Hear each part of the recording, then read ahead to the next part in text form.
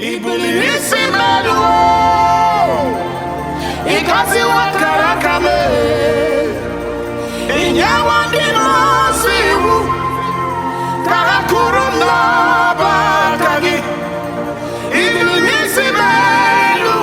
Esebu ikasi wakarakam Inyawandi masibu Karakurunda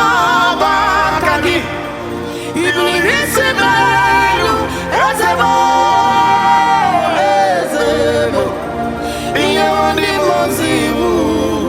Karakurunda bakagi Nihinia himere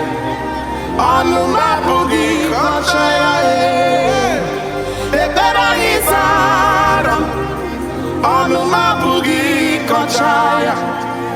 Nduki jiri chahuma echuku